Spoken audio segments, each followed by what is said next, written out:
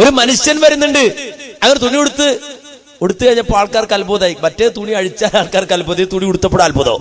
ഇതെന്താ തുണി ഉടുക്കണത് എന്നാ ചോദിച്ചാൽ. ഒരു മനുഷ്യൻ വരുന്നുണ്ട്. ആരാ മനുഷ്യൻ നോക്കി നിൽക്കുമ്പോ വന്നിറങ്ങി ആര്? CM മടവൂര് വന്നിറങ്ങാണ്. CM മടവൂര് വന്നിറങ്ങി. അപ്പൊ മനസ്സിലായി എന്ത്? ഔലിയാക്കളെ മനസ്സിലാവുള്ളൂ. അപ്പൊ നമ്മളെ ആളുകൾ മനസ്സിലാക്കിയ ഔലിയ എന്ന് പറഞ്ഞാൽ തുണി ഉടുക്കാത്ത ഔലിയ. ഇത് ഖുർആൻ പഠിപ്പിച്ചോ? ഔറത്ത് മറക്കൽ നിർബന്ധാന്നാ പറഞ്ഞത്. നാണം മറക്കൽ നിർബന്ധാണിത്. അതിപ്പോ പറഞ്ഞു തരണോ? അപ്പൊ ഈ രൂപത്തില് നിങ്ങൾ മനസ്സിലാക്കണം, ഇത് ഔലിയാക്കളായി ചിത്രീകരിക്കുക. അപ്പൊ ഒരാൾ ഔലിയ ആകണമെങ്കിൽ എന്താ വേണ്ടത്? മാക്സിമം പരലോകത്ത് പറഞ്ഞ പോലെ വരണം, ഒന്നും ഉണ്ടാകാൻ പാടില്ല എന്നായി അല്ലേ?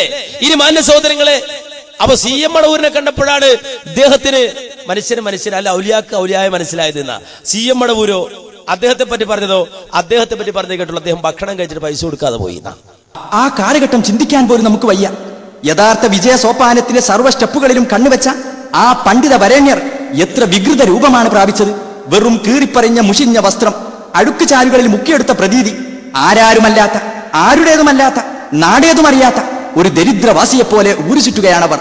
മാനന്തവാടിയിൽ നിന്ന് മൈസൂർ കാടുകളിലേക്കുള്ള പദയാത്രക്കിടയിൽ കാട്ടിക്കുളം എന്ന സ്ഥലത്ത് വെച്ചൊരു സംഭവമുണ്ടായി.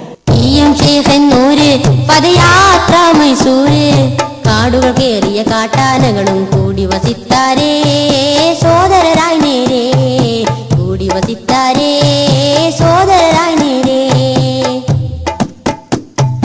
കാട്ടിക്കുളമിലെത്തി ഒരു ഹോട്ടലിൽ മുന്നിൽ പറ്റി, ഒട്ടനവധി പേരുണ്ടത് CM കേറിയ ഭക്ഷണമെത്തി. ഉടനടിയിൽ ദ്രുതഗതിയിൽ ഭക്ഷണവും കഴിച്ചെന്നത് CM ശേഖരിറങ്ങുന്നേ, നേരെ നടക്കുന്നേ, ശേഖരിറങ്ങുന്നേ, നേരെ നടക്കുന്നേ.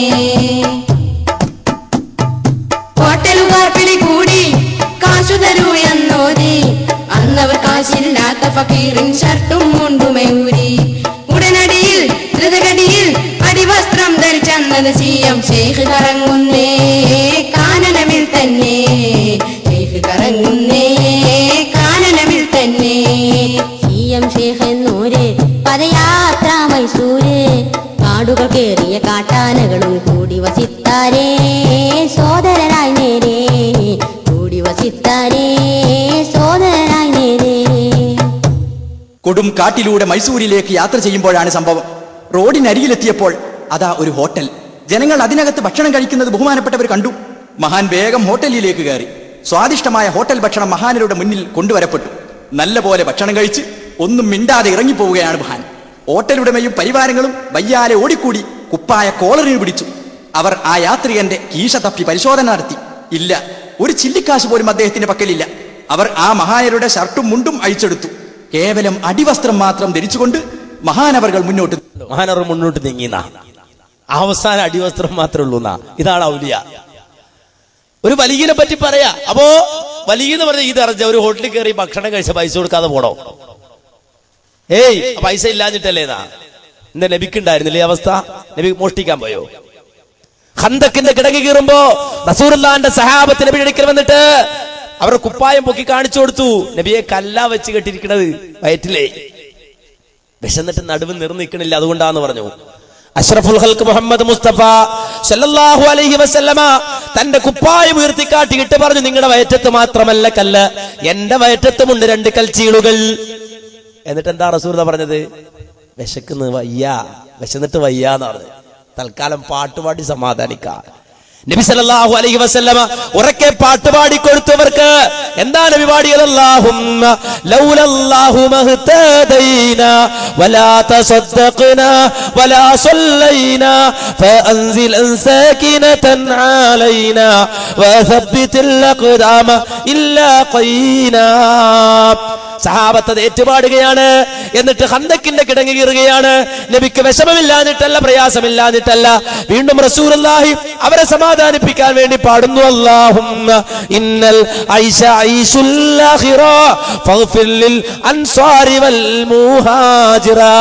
അല്ലാഹുവേ, ജീവിതം എന്ന് പറഞ്ഞാൽ നാളെ പരലോകത്തെ ജീവിതമാണല്ലോ. ഇവിടുത്തെ സുഖമല്ലല്ലോ, ഇവിടുത്തെ സന്തോഷമല്ലല്ലോ.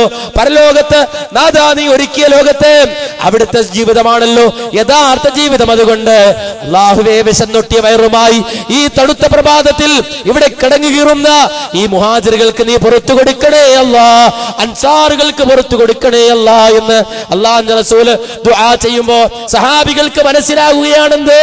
നബിക്ക് വിഷമമായി, ഞങ്ങളുടെ ഈ അവസ്ഥ കണ്ട് റസൂലുള്ളാഹിന്റെ മനസ്സ് വേദനിക്കുന്നുണ്ടെന്ന് മനസ്സിലായ സഹാബത്ത്, ആ സഹാബത്ത് ഔലിയാക്കളുടെ നേതാക്കൾ അവിടെ വെച്ചുകൊണ്ട് ഉറക്കെ പാടുകയാണ്, ഓ നബി, അങ്ങ് വിഷമിക്കണ്ട, അങ്ങ് പ്രയാസപ്പെടണ്ട, ഞങ്ങൾ പിന്തിരിഞ്ഞു പോകുമോ? ഈ കഷ്ടത കണ്ട്, വേവലാദികൾ കണ്ട്, ഈ പ്രയാസങ്ങൾ കൊണ്ട് ഞങ്ങൾ തിരിഞ്ഞു പോകുമോ എന്ന പേടി നബിയെ താങ്കൾക്ക് വേണ്ട. ലഹനുല്ലദീന ബയഉ മുഹമ്മദാ അലൽ ജിഹാദി മാ ബഖീനാ അബദാ. അല്ലാഹുവേ, അല്ലാഹുവിന്റെ റസൂലേ, ലഹനുല്ലദീന ബയഉ മുഹമ്മദാ, ഞങ്ങൾ മറ്റുള്ളവരെ പോലെയല്ല. ഈ തണുത്ത പ്രഭാതത്തിൽ വീട്ടിൽ പലരും കിടന്നുറങ്ങുന്നുണ്ട്, സുഭിക്ഷമായി ഭക്ഷണം കഴിച്ച് വയർ നിറച്ച് കിടന്നുറങ്ങുന്നുണ്ട്. ഞങ്ങൾക്കും അങ്ങനെ വേണമെങ്കിൽ പോയി കിടക്കാം, പക്ഷെ ഞങ്ങൾ അങ്ങനെയല്ലല്ലോ. ഞങ്ങൾ എന്ന് പറഞ്ഞാൽ മുഹമ്മദുർ റസൂലുള്ളാഹിക്ക് ബൈഅത്ത് ചെയ്തവരാണല്ലോ. ഏത് കാര്യത്തിൽ? അലൽ ജിഹാദി മാ ബഖീനാ അബദാ, ഞങ്ങളുടെ ജീവൻ അവസാനിക്കുന്ന ആ സമയം വരെ, ഞങ്ങളുടെ ആയുസ്സിന്റെ അവസാന സെക്കൻഡ് വരെ അള്ളാഹുവിന്റെ മാർഗത്തിൽ ജിഹാദ് ചെയ്യാമെന്ന് പ്രവാചകന്റെ ബൈഅത്ത് കൊടുത്തവരാണല്ലോ ഞങ്ങൾ. അതുകൊണ്ട് ഞങ്ങളുടെ വിശപ്പ് ഞങ്ങൾക്ക് പ്രശ്നമല്ല നബിയേ, ഞങ്ങളുടെ ദാഹം ഞങ്ങൾക്ക് വിഷമമല്ല നബിയേ എന്ന് പറഞ്ഞു. ഇതാ ഔലിയാക്കൾ. പക്ഷെ നമ്മുടെ ആളുകൾ സൂഫിസത്തിൽ നിന്ന് പഠിച്ചത്, ഇസ്ലാമിന്നല്ല. അപ്പൊ എന്തായി? ഖുർആനും സുന്നത്തും സ്വീകരിക്കണമെന്ന് വാദിച്ചിട്ട് മുജാഹിദുകൾ വന്നപ്പോ പറഞ്ഞു, ഇത് പറ്റൂല, നമുക്ക് ഇത് പറ്റൂല, ഇതിങ്ങനെ ആയിക്കഴിഞ്ഞാൽ പിന്നെ നമുക്ക് ഈ ഔലിയാക്കളുടെ പേര് തോന്നിയ ദിവസം പറയാൻ പറ്റൂല. ഇവർ പറഞ്ഞ ഖുർആനിലുള്ള ഔലിയാക്കളെ മനസ്സിലാക്കിയത്, സുന്നത്തിലുള്ള ഔലിയാക്കളെ നമ്മൾ മനസ്സിലാക്കിയ ഔലിയാക്കളെ ഇവർക്ക് അറിഞ്ഞുകൂടാ. നമ്മൾ മനസ്സിലാക്കിയ ഔലിയാക്കളെ ഇവർ പരിഹസിക്കുന്നു എന്നാ പറഞ്ഞത്. പഴയ കാലഘട്ടത്തിലേക്ക് എനിക്കറിയാം, ഔലിയാക്കളെ എതിർക്കുന്നവരാ മുജാഹിദുകൾ എന്നാ പറയാറ്. ഔലിയാക്കൾ ഇല്ല എന്ന് പറയുന്നത് ഇപ്പോഴും ഉണ്ട് ചില ആളുകൾ. മുജാഹിദുകൾക്ക് ഔലിയ ഇല്ല, അല്ല ഇല്ല, റസൂലില്ല എന്നൊക്കെ ഈ സാധാരണക്കാരായ ആളുകൾക്കിടയിൽ വാള് പറയേണ്ട തലയിൽ കെട്ടിയിട്ട് ഉസ്താദുമാരുണ്ട്, തലപ്പാവധാരികളായ ഉസ്താദുമാർ. ഇവർക്ക് ഔലിയാക്കളില്ല. എന്തേ കാരണം? മുജാഹിദുകൾ കള്ള ഔലിയാക്കൾ അല്ലെങ്കിൽ യഥാർത്ഥ ഔലിയാക്കളുടെ പേരിൽ പറഞ്ഞു വെച്ച കള്ളങ്ങൾ അതിനെ എതിർത്തവരാ അല്ലേ? കാരണം ഇവര് പഠിച്ച ഔലിയാക്കൾ എന്ന് പറഞ്ഞാൽ പടച്ചോനെ വെല്ലുവിളിക്കുക, റബ്ബിനെ വെല്ലുവിളിക്കുക, പടച്ച റബ്ബിന്റെ ആ ഖുദ്റത്തിനെ, അള്ളാഹുവിന്റെ മഹത്വത്തെ എതിർക്കുക. ഈ രൂപത്തിലാണ്. എത്രത്തോളം വെച്ചാല് ഇപ്പൊ നമുക്കറിയാം, വിശുദ്ധ ഖുർആൻ പറയാ, പണ്ട് ജാഹിലിയ കാലഘട്ടത്തിലെ കഅബാലുണ്ടല്ലോ, വിശുദ്ധമായ കഅബാലയം. ആ വിശുദ്ധമായ കഅബാലയത്തിന്റെ സമീപത്ത് ആളുകൾ ഹജ്ജിന് വരുമായിരുന്നു. ഹജ്ജിന് വരുമായിരുന്നു, പണ്ടേക്ക് പണ്ട് വരുമായിരുന്നു. അപ്പൊ അവര് വരുന്നത് ഖുർആൻ പറയാണ്. അങ്ങനെ വന്നാൽ അവരുടെ തവാഫ് ചെയ്യോര്, തവാഫ് ചെയ്യണ കോലെന്ന് വെച്ചാല് വസ്ത്രം ധരിക്കൂല എന്നാ. ഖുറൈശികൾക്ക് മാത്രമേ വസ്ത്രം ധരിക്കാൻ പാടുള്ളൂ. സൂഫി ഔലിയായപ്പോൾ അവര് തവാഫ് ചെയ്യല്. നമ്മുടെ സൂഫി ഔലിയുടെ കഥ പറഞ്ഞ പോലെയാണ് തവാഫ് ചെയ്യല്. വസ്ത്രവും കുപ്പായക്കൂലി അവിടെ വെച്ചിട്ട് തവാഫ് ചെയ്യും. അപ്പൊ അള്ളാഹ് പറഞ്ഞു, നബിയോട് പറഞ്ഞു, ഇത് പറ്റൂല, ഇനി പണി ഇവിടെ പറ്റൂല. പറഞ്ഞേക്കെന്ത്? ഇവിടല്ല, ലോകത്തേത് പള്ളിയിൽ നിങ്ങൾ പോയാലും ഔറത്ത് മറച്ച് മര്യാദക്ക് പൊക്കോണം. അള്ളാഹ് പറയാ, മാന്യമായി വസ്ത്രം ധരിച്ച് സൗന്ദര്യത്തോടെ പൊക്കോണം എന്നാണ്. വസ്ത്രമാകുന്ന സൗന്ദര്യം അത് സ്വീകരിച്ചിട്ടേ പള്ളി പോകാൻ പാടുള്ളൂ. അള്ളാന്റെ പള്ളിയിൽ തുണിയില്ലാതെ പോകരുതെന്ന് പറഞ്ഞു. കഅബാലയത്തിന്റെ സമീപത്തും നഗ്നരായി നിങ്ങൾ ചെയ്യരുത് എന്ന് പറഞ്ഞു, വിലക്കി. പിന്നെ അവരുടെ പണി എന്താ വെച്ചാൽ, തവാഫ് ചെയ്യുമ്പോ ചെണ്ടയടിച്ച് പീപ്പി വിളിച്ച്, നമ്മുടെ നാട്ടിൽ ഉറൂസ് നടക്കുന്ന പോലെയാണ് അവിടെ ഇങ്ങനെ തവാഫ് ചെയ്യല്. അവിടെ ഇങ്ങനെ തവാഫ് ചെയ്യല്. അള്ളാഹ് പറഞ്ഞു, ഇല്ല, ഇത് അവരുടെ സലാത്താണ്, അവരുടെ പ്രാർത്ഥനയാണ്. ഈ കുഴൽ വിളിയും മുട്ടും വിളിയും ഇതൊക്കെ അവരുടെ രൂപമാണ്, അത് പറ്റൂല എന്ന് പറഞ്ഞു. കഅബാലയത്തിന്റെ സമീപത്ത് അള്ളാഹ് വിലക്കിയതാ. റബ്ബ് വിരോധിച്ചു. അതിനുശേഷം വിശ്വാസികൾ അവിടെ പോകും, തൽബിയത്ത് ചെല്ലും. എന്താ? ലബ്ബൈക അല്ലാഹുമ്മ ലബ്ബൈക ലബ്ബൈക ലാ ശരീക ലക ലബ്ബൈക എന്ന് പറഞ്ഞിട്ട് തൽബിയത്ത് ചെല്ലിയിട്ടാണ് അവിടെ ആളുകൾ ചെല്ലുക. അള്ളാഹുവിനെ മഹത്വപ്പെടുത്തുകയാണ്. അവിടെ ചെന്ന് കഴിഞ്ഞാലോ തവാഫ് ചെയ്യുമ്പോൾ അള്ളാഹിനോട് പ്രാർത്ഥിക്കുകയാണ്. വിശുദ്ധമായ ദിക്റുകൾ, സുബ്ഹാനല്ലാഹ്, അള്ളാഹുവിനെ മഹത്വപ്പെടുത്തുകയാണ്. റബ്ബനാ ആതിനാ ഫിദ്ദുനിയാ ഹസന പ്രാർത്ഥന നടത്തുകയാണ്. അങ്ങനെയായി പിന്നെ തവാഫ്. പക്ഷേ പിന്നീട് ഔലിയാക്കൾ വന്നപ്പോ പഴയ ജാഹിലിയത്ത് പിന്നെ അവിടെ കൊണ്ടുവന്നു എന്നാണ് പഠിപ്പിക്കപ്പെട്ടത്. അല്ലേ?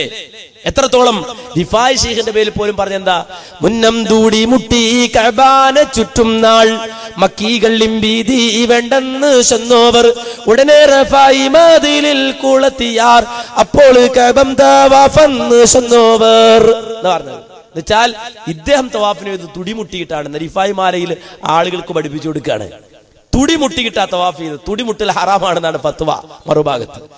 ഈ ഹറാമായ തുടിയും മുട്ടിയിട്ട് കഅബയെ തവാഫ് ചെയ്തപ്പോ മക്കീകളും ഭീതി വേണ്ടെന്ന് ചെന്നോവർ മക്കാർ വിളിച്ചിട്ട് പറഞ്ഞു, ഇപ്പണി ഇവിടെ പറ്റൂല, ഇത് തോന്നിയാസാണ്, ഇത് കഅബയാണ്, ഇത് മത്താഫ തവാഫിയുടെ സ്ഥല, ഇതിവിടെ പറ്റൂല എന്ന് പറഞ്ഞപ്പോ ഇയാൾ എന്തെടുത്തുന്നറിയാവോ? അദ്ദേഹം ഉടൻ തന്നെ പോയിട്ട് കഅബയിൽ അങ്ങോട്ട് കൊളുത്തി, തുടി അങ്ങോട്ട് കഅബയിൽ കൊളുത്തിയിട്ടു. ആ തുടി അങ്ങ് കൊളുത്തി കഴിഞ്ഞപ്പോഴോ നേരെ തിരിഞ്ഞു സംഗതി. റിഫായി ശൈഖ് നടുക്കുന്നു, കഅബ ഇങ്ങോട്ട് ഇളകിന. കഅബ തിരിച്ചിട്ട് റിഫായി ശൈഖിനെ തവാഫ് ചെയ്യാൻ തുടങ്ങി.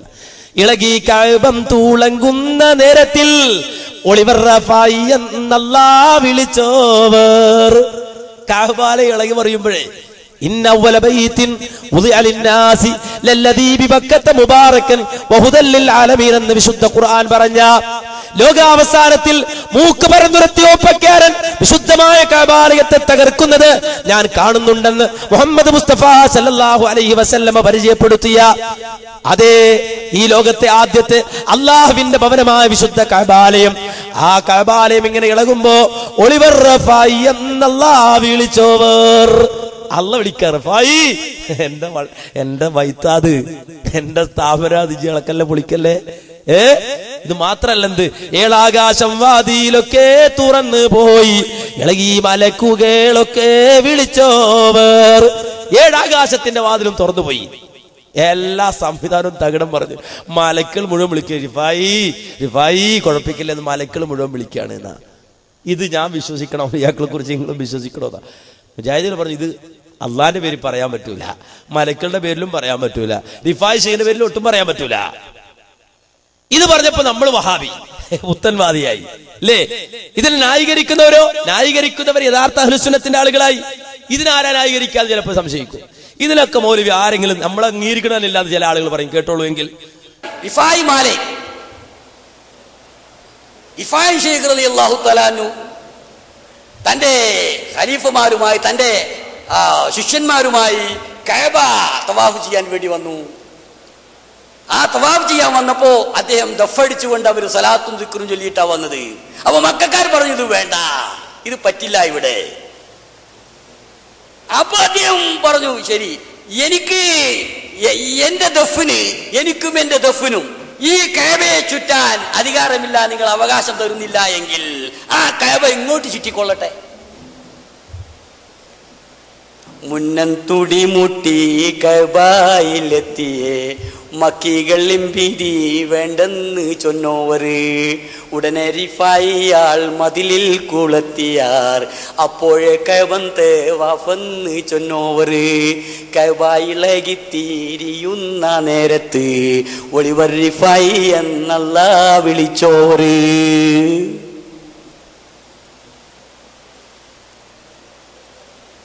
അദ്ദേഹം തന്റെ ഹിജ്ർ ഇസ്മായിൽ എന്ന മതിലുമേൽ അദ്ദേഹത്തിന്റെ ആ ദഫ് അവിടെ കുളത്തി. എനിക്കും എന്റെ ദഫിനും ഇത് ചുറ്റാൻ അധികാരമില്ല, അവകാശമില്ല എങ്കിൽ കഅബ ഇങ്ങോട്ട് ചുറ്റിക്കൊള്ളട്ടെ. ആളുകൾക്ക് അത്ഭുതം. ഉടനെ സംഭവിക്കുന്നു, കഅബ ഇളകുന്നു. കഅബയിലെത്തിയിരിയുന്ന നേരത്ത് ഒളിവർ റിഫായി എന്ന് അല്ലാഹ് വിളിച്ചോവാർ. അല്ലാഹു തആല വിളിച്ചു, റിഫായി നിങ്ങളൊന്ന് അടങ്ങി. ഈ വിവരമില്ലാത്ത ആളുകൾക്ക് വേണ്ടിയിട്ട് നിങ്ങളൊക്കെ ഇതൊക്കെ ഇപ്പൊ കാണിച്ചു കൊടുക്കണം എന്ന് വിചാരിച്ചാല് നടക്കൂല. അത് നിങ്ങളൊന്ന് ക്ഷമിക്ക്.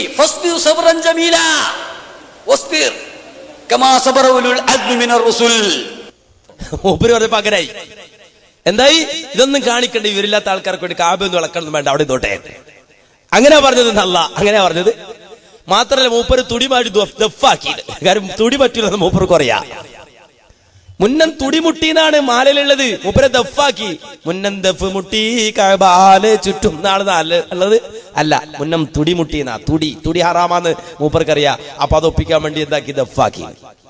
പിന്നെ ഒളിവർ റിഫായി എന്ന് അല്ലാഹ് വിളിച്ചോവർ എന്ന് പറഞ്ഞാല്, റിഫായി ഈ ആൾക്കാർക്ക് വേണ്ടി ഇങ്ങനൊന്നും ചെയ്യണ്ട, ഫസ്ബിർ സബറൻ ജമീല, എന്നാ ഇങ്ങ് ക്ഷമിച്ചേക്ക്, ക്ഷമിച്ചേക്ക്, അങ്ങനെ ചെയ്യണ്ട. അങ്ങനെ അല്ലതിലുള്ളത്.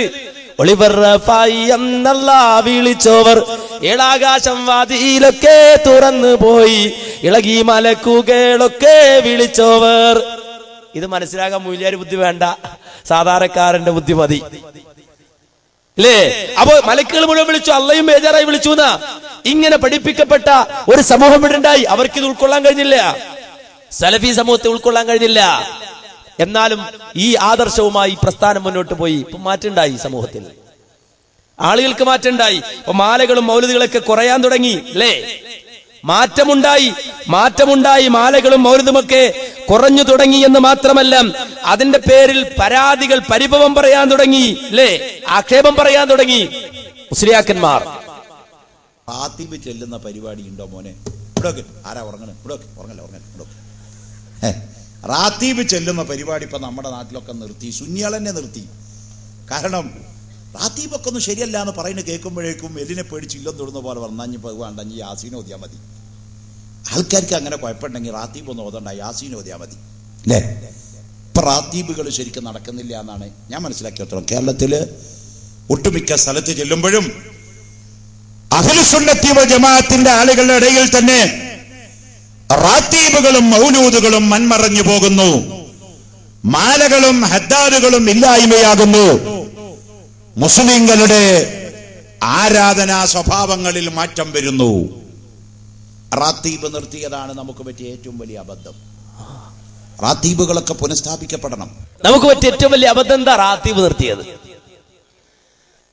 നിങ്ങൾ മനസ്സിലാക്കണോ? അപ്പൊ അവർക്ക് തന്നെ തോന്നി ഇതൊക്കെ നിർത്തിപ്പോവാണ്, ആളുകൾ നിർത്തിപ്പോവാണ്. അപ്പോഴാ പുതിയ മുടിയും കൊടിയും കേട്ട ആൾക്കാർ വരേണ്ടത്.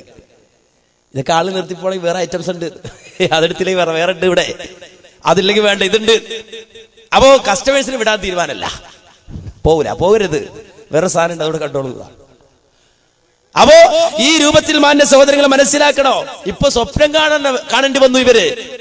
മാലകളും മൗലിദുകളും ഒക്കെ നെഞ്ചിലേറ്റിയ ഒരു ജനതയെ സ്വപ്നം കാണേണ്ടി വന്നു എന്ന് വെറുതെ അലങ്കാരത്തിന് വേണ്ടി പറയല്ല, വ്യക്തമായിട്ട് നമുക്കത് കാണാൻ കഴിയുകയാണ്. എന്റെ പ്രിയപ്പെട്ട മുഅ്മിനീങ്ങളെ, പഴയ കാലത്ത് നമ്മൾ ചിന്തിച്ചത് അങ്ങനെയാണ്. രോഗം വന്നാൽ നമ്മുടെ ചികിത്സ അത് മാലയാണ്, അത് മൗലിദാണ്. എന്റെ ഉമ്മമാരെ നമുക്ക് ഓർമ്മയില്ലേ? നല്ലൊരു കാലം നമുക്ക് കഴിഞ്ഞു പോയില്ലേ? ഇന്നും നമുക്ക് അനുഭവങ്ങളില്ലേ? പ്രസവ വേദന എടുത്ത ഉമ്മമാര് നഫീസത്ത് മാല ചൊല്ലിയിട്ടല്ലേ അവരുടെ പ്രസവം നടക്കുന്നത്. എന്ത് ഇത്ര സുന്ദരമായൊരു കാലമാണ് മാലയുടെ കാലം, മൗലിദിന്റെ കാലം. എന്റെ പ്രിയപ്പെട്ട മുഅ്മിനീങ്ങളെ, പഴയ കാലത്ത് നമ്മൾ ചിന്തിച്ചത് അങ്ങനെയാണ്. രോഗം വന്നാൽ നമ്മുടെ ചികിത്സ അത് മാലയാണ്, അത് മൗലിദാണ്. എന്റെ ഉമ്മമാരെ നമുക്ക് ഓർമ്മയില്ലേ? നല്ലൊരു കാലം നമുക്ക് കഴിഞ്ഞു പോയില്ലേ? ഇന്നും നമുക്ക് അനുഭവങ്ങളില്ലേ? പ്രസവ വേദന എടുത്ത ഉമ്മമാര് നഫീസത്ത് മാല ചൊല്ലിയിട്ടല്ലേ അവരുടെ പ്രസവം നടക്കുന്നത്. എന്ത് ഇത്ര സുന്ദരമായൊരു കാലമാണ് മാലയുടെ കാലം, മൗലിദിന്റെ കാലം. അപ്പോ എത്ര സുന്ദരമായ കാലമാണ് മാലയുടെ കാലം, മൗലിദിന്റെ കാലം. കാരണം അത് പണ്ട് അങ്ങനെയായിരുന്നു. പ്രസവന എടുത്ത അപ്പൊ മാല ചൊല്ലും, ഇപ്പോഴോ നേരെ ആശുപത്രിക്ക് പോകും. പണ്ടങ്ങനല്ല, മാല ചൊല്ലും. കാരണം എന്താ? ഏറെ മികന്തുള്ള പേരുത്തത്തിൽ സ്വഹാബികൾ പേരിനെ ചൊല്ലുകിൽ കുറിമുടിയും മൂനം വള്ള തന്നീന്ന് കുട്ടി പിറക്കലിൽ ചക്കില്ല എന്നോവർന്ന ഉമ്മമാര് പഠിപ്പിച്ചത്. എന്നുവെച്ചാല് പ്രസവനം എടുത്ത ഉടനെ ബദറുമാല ചൊല്ലിക്കൊള്ളാനാ പറയണം, അല്ലെങ്കിൽ ബദരിയുടെ പേര് പറഞ്ഞോന്നാ.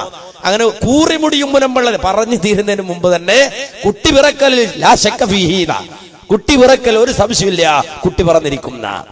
അപ്പൊ പിന്നെ പാട്ടുപാടിയിരുന്നു കുറെ ആളുകൾ. ഇപ്പോഴോ ഇപ്പൊ മാറ്റമുണ്ടായി. ഇപ്പൊ ഉസ്താദ് പ്രസംഗിക്കണം എന്താ? ഇപ്പോഴാളുകൾക്ക് ഈമാൻ കുറഞ്ഞു പോയി. പണ്ടൊക്കെ ബദറുമാല ചൊല്ലിയാൽ തന്നെ പ്രസവിക്കുമായിരുന്നു. ഇപ്പൊ നമ്മുടെ ഉസ്താദ് കമാലിയ മെഡിക്കൽ കോളേജ് ഉണ്ടാക്കി കടം കയറി കിട്ടും. ആളുകള് ഈ രൂപത്തിലേക്ക് മാറുന്നില്ല. കമാലിയ മെഡിക്കൽ കോളേജ് ഇപ്പൊ ഉണ്ടാക്കുക കാന്തപുരം ഉസ്താദ്, അത് വേറെ തലത്തിൽ എവിടെയൊക്കെ ആയിപ്പോണ്ട്, അത് വേറെ സംഗതിയാ. അപ്പൊ കമാലിയ മെഡിക്കൽ കോളേജിനെ കുറിച്ച് കാന്തപുരം ഉസ്താദ് ചിന്തിക്കേണ്ടത് എന്തുകൊണ്ടാ? പഴയതുപോലെ ആരും മാല ചൊല്ലിയിട്ട് പ്രസവിക്കണില്ല. അപ്പൊ ഇപ്പൊ ആളുകൾക്ക് ഈമാൻ കുറഞ്ഞതാണ്. ഈമാൻ കുറഞ്ഞാണെന്ന് പ്രസംഗിച്ച മൂല്യാര് തന്നെ അതാ ദിക്കണ് ഗൈനക്കോളജിസ്റ്റിന്റെ മുന്നിലെ ക്യൂവിന്റെ ഇടയിൽ ഉസ്താദ്. എന്താ ഉസ്താദ് ഇവിടെ ടൈം ആയിട്ടുണ്ട്, ഡേറ്റ് എടുത്തിട്ടുണ്ട്, അടുത്ത മാസം പറഞ്ഞിരിക്കണ്, അതിന് മുമ്പൊന്ന് കാണാൻ പറ്റതാ. അല്ല ഉസ്താദെ, ഈമാൻ ഉണ്ടെങ്കിൽ ഒന്നും വേണ്ടെന്നല്ല ഉസ്താദിന്റെ വാദ്. അങ്ങനല്ലോ അത് പറഞ്ഞത്. ഈമാനുള്ള കാര്യത്തിൽ ഒന്നും ഉണ്ടായതില്ല എന്നല്ലേ പറഞ്ഞത്. അപ്പോഴും മൂല്യാര് പറയും, എനിക്ക് ഈമാൻ ഉണ്ടായിട്ട് കാര്യമില്ലല്ലോ മോനെ, ഓക്കെ ഈമാൻ വേണ്ടേ. ഉണ്ടോ? അവൾക്ക് ഈമാൻ കുറവായതുകൊണ്ട് വന്നതാണെന്ന് പറയാ അല്ലേ? അപ്പൊ ഇത് ആളുകൾ ഉപേക്ഷിച്ചപ്പോ പുതിയ പുതിയ ചരക്കുകൾ ഇറക്കി, മൗലിദിന്റെ കോലം മാറ്റി, മൈക്കൽ ജാക്സൺ സ്റ്റൈലിലാക്കി അല്ലേ? ഇപ്പൊ അങ്ങനത്തെ മൗലിദ് മൈക്കൽ ജാക്സൺ സ്റ്റൈൽ ബുർദാസ്വാദന സദസ് എന്നൊക്കെ പറഞ്ഞിട്ട് വലിയ സ്റ്റേജ് കെട്ടുക, പാട്ട് പാടുക, ഇമ്പമാർന്ന രാഗത്തിലും അതുപോലെ തന്നെ പലവിധ മ്യൂസിക് ഇട്ടുമൊക്കെയുള്ള പാട്ടുകൾ നടത്തി അങ്ങനെ ഇപ്പൊ ആളുകളെ വശീകരിക്കാൻ ശ്രമിക്കുകയാണ്. എന്നിട്ടോ എന്തെല്ലാം പാടണം, തൊള്ളേ തോന്നിയത് മുഴുവൻ ബുർദയാ. എന്നിട്ട് ഇങ്ങനെ പാടുകയാണ്, ആളുകൾക്ക് മുന്നിൽ പാടുക, ബഹളം വെക്കുക, എത്രത്തോളം. എന്നിട്ട് മറ്റേതൊരു വീട്ടിൽ മൗലിദിന് വിളിച്ച് അവിടെ ചെന്നാൽ മൗലിദ് കഴിയുമ്പോൾ ഉസ്താന് 100 കിട്ടിയാൽ 100 കിട്ടി, 150 കിട്ടിയാൽ 150 കിട്ടിയാൽ ഉസ്താന് 150 ഒന്നും. ഇപ്പൊ അങ്ങനെയല്ല, വരുന്നവരൊക്കെ കൈവടക്ക് കൊടുക്കണം. ഉസ്താന് കൈവടക്ക് കൊടുക്കുക. അങ്ങനെ കൈവടക്ക് കിട്ടിയിട്ട് ബുർദയും ചൊല്ലിയിട്ട് ഉസ്താദ് പറയണെന്താ കേട്ടോളൂ. ഉസ്താദ് പറയുന്നത് സന്തോഷം സന്തോഷം സന്തോഷം സന്തോഷം സായോജ്യം നേടാനായി ഒരു നല്ല നാള് സന്തോഷം സന്തോഷം മർഹബാ മർഹബായ നൂറൽ ഐനി മർഹബാ ബോലോ മർഹബാ മർഹബാ ജദ്ദൽ ഹുസൈനി മർഹബാ സന്തോഷം സന്തോഷം സന്തോഷം സന്തോഷം സായോജ്യം നേടാനായി ഒരു നല്ല നാള്. കണ്ടോ? സന്തോഷം സന്തോഷം. ആർക്ക്? ഉസ്താദിലെ ആനന്ദം ആനന്ദം. അത് കഴിഞ്ഞപ്പോ അല്ലാത്ത ആനന്ദമുണ്ട്. എന്റെ ബുർദ സദസ്സിന്ന് കേട്ടതാ, നിങ്ങൾ മനസ്സിലാക്കണോ? അപ്പൊ ഇങ്ങനെ പാട്ട് പാടുക, അപ്പൊ ഇത് കൊള്ളാം, ഇത് സന്തോഷമുള്ള ഏർപ്പാടാ. ഇങ്ങനെ ആക്കിയപ്പോ കുഴപ്പമില്ല. ഇത് കഴിഞ്ഞാലോ? ഇത് കഴിഞ്ഞാൽ പിന്നെ വമ്പൻ മാർക്കറ്റുകളും അതുപോലെ വമ്പൻ ബിസിനസ്സുകളും തേടിയ ആളുകളോ, അവര് ചില ആളുകൾ സ്വലാത്ത് പിടിച്ചു. സ്വലാത്തിനെ കുറെ ആൾക്കാർ വിറ്റ് നടന്നു. കുറച്ച് സ്വലാത്ത് 27 രാവിന് സ്വലാത്ത് ഇസ്ലാമല്ല, ദീനല്ല. നേരെ മറിച്ച് ദീൻ പറഞ്ഞതിന് വിപരീതമായി എത്തിക്കാഫിരിക്കാൻ ദീൻ പറഞ്ഞു. ഇവരോ നേരെ സ്വലാത്ത് മജ്ലിസിൽ പോയിരുന്നു. 27 രാവിന് ആടി തിമിർത്തു ബഹളം വെച്ചു അല്ലേ? ആടിയും തിമിർത്തും ബഹളം വെച്ചു. വെറുതെ അല്ലല്ലോ, നമുക്ക് എല്ലാവർക്കും അറിയാം. എന്നാലും ഒന്ന് കണ്ടോളൂ എന്താണ് നടന്നത് എന്ന്. ഒരു പ്രാർത്ഥനാ സമ്മേളനമാണ് മലപ്പുറം മദീന്റെ സോലത്ത് സമ്മേളനം. എല്ലാ വർഷവും റംസാൻ 27 രാവിൽ നടക്കാറുള്ള ഈ സമ്മേളനത്തിൽ ലക്ഷക്കണക്കിന് വിശ്വാസികളാണ് പങ്കെടുത്തത്.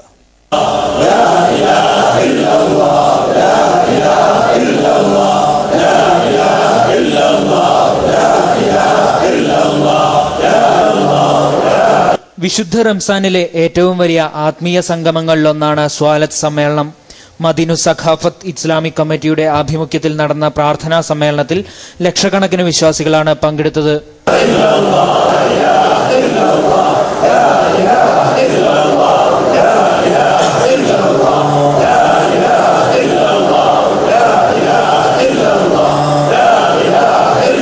ആയിരം രാവുകളേക്കാൾ പുണ്യമുള്ള രാവാണ് റംസാനിലെ 27 രാവ് എന്നാണ് വിശ്വാസം. പാപമോചനത്തിനും ലോകസമാധാനത്തിനും വേണ്ടിയുള്ള പ്രാർത്ഥനകളാണ് സ്വാലത്ത് സമ്മേളനത്തിൽ നടന്നത്. സമ്മേളനം സമസ്ത കേരള ജമിയത്തുൽ ഉലമ അധ്യക്ഷൻ താജുൽ ഉലമ സയ്യിദ് അബ്ദുൾ റഹിമാൻ അൽ ബുഖാരി ഉള്ളാൾ ഉദ്ഘാടനം ചെയ്തു. മദീൻ ചെയർമാൻ സയ്യിദ് ഇക്രാഹിമുൽ ഖുലീലുൽ ഇബുഖാരി മുഖ്യപ്രഭാഷണം നടത്തി. അപ്പൊ ലോകത്തില്ലാത്ത ആളുകളൊക്കെ പങ്കെടുത്തിട്ടുണ്ട്. അതില് ഒരുത്തര പേരൊക്കെ അങ്ങനെയാണ്. വാപ്പായുമ്മ ഇട്ട പേര് പറഞ്ഞില്ലെങ്കിൽ അങ്ങനെയൊക്കെ ഉണ്ടാവും. അവനവന് വാപ്പയും ഒരു പേരിടില്ല, അതൊന്നും പോരാ, വലുതായാലേ പേരും വലുതാവും. അപ്പൊ ഏതായിരുന്നാലും അതൊക്കെ പോട്ടെ, അവരവരുടെ കാര്യം, നമ്മളതിൽ ഇടപെടണ്ട. അവന്റെ പേരും അവന്റെ തലയും അവനെ കൊണ്ട് കൊടുക്കണ്ടേ, നമുക്ക് വിഷയമില്ല. പക്ഷേ ഇവിടെ സ്വലാത്ത് കൊണ്ടുവന്ന് വെച്ചു. എന്താ ഇസ്ലാമിലൊന്നും ഇല്ല, അവിടെ ദീനൊന്നും പറയല്ലേ, ഖുർആൻ സുന്നത്തൊന്നും പറയല്ലേ. റമദാനിൽ 27 രാവ് ആയാൽ അല്ലെങ്കിൽ റമദാന്റെ അവസാനത്തെ 10 ആയാൽ ഒന്നും ഇസ്ലാമിന് പറയല്ല. അതുകൊണ്ട് ആളുകളേക്ക് വിളിച്ചു കൊണ്ടുപോയതാ അല്ല. ഇസ്ലാമോട് പറഞ്ഞു എന്ത്?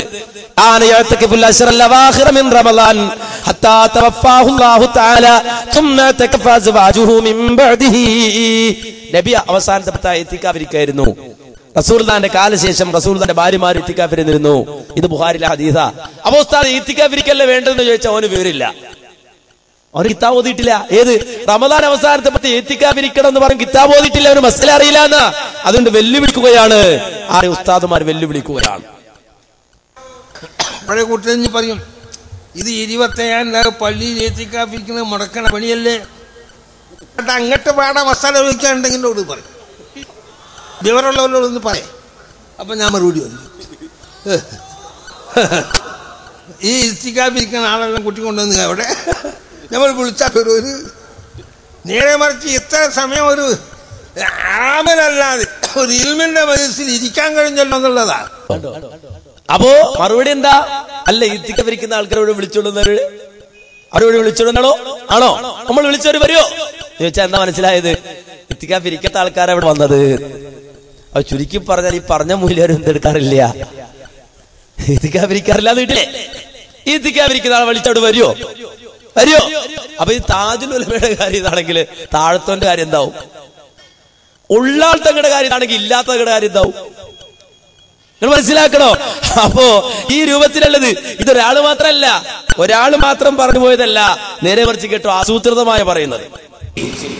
ഒരു ദ്വാരക്കുന്ന സാസി പോയിക്കൂടാ, സലാത്തിൽ സാസി പോയിക്കൂടാ. പള്ളിയിൽ എത്തിക്കാതിരിക്കുന്നവരെ ഖലീൽ തങ്ങൾ മൈതാനിലേക്ക് വിളിച്ചിരുന്നോ? പള്ളിയിൽ എത്തിക്കാതിരിക്കാത്തവരല്ലേ വിളിച്ചത്? പറഞ്ഞിട്ട് ആലോചിക്കണോ?